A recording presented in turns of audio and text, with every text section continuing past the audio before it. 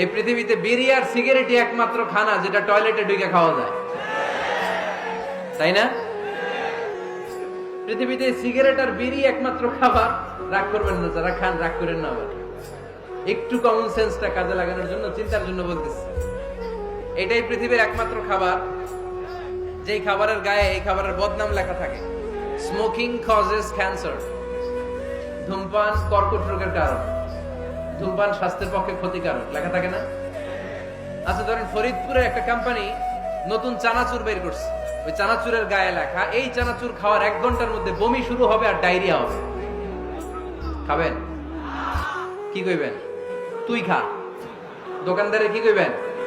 তুই খা, তোর বমি হোক, তোর 14 গোষ্ঠীর ডায়রিয়া হোক, আমি টাকা দিয়ে এগুলো কিনবো না, ঠিক কিনা? কারণ এই প্রোডাক্টের গায়ে এই প্রোডাক্টের বদনাম লেখা, এটা আমরা কিনবো কেন?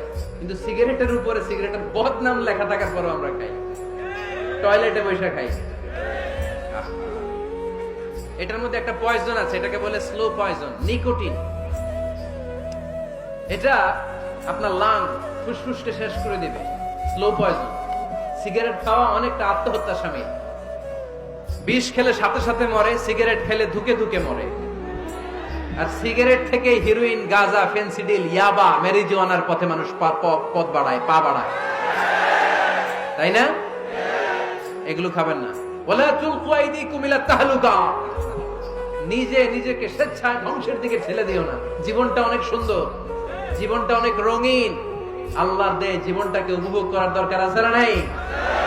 এই জন্য সিগারেটকে এই ফরিদপুরের প্রোগ্রাম থেকে আমরা আজকে নো বলে দিলাম। কি বলে দিব? আওয়াজ করে সবাইকে আমরা সবাই একসাথে বলবো, সিগারেটকে কি বললাম? মনে থাকবে?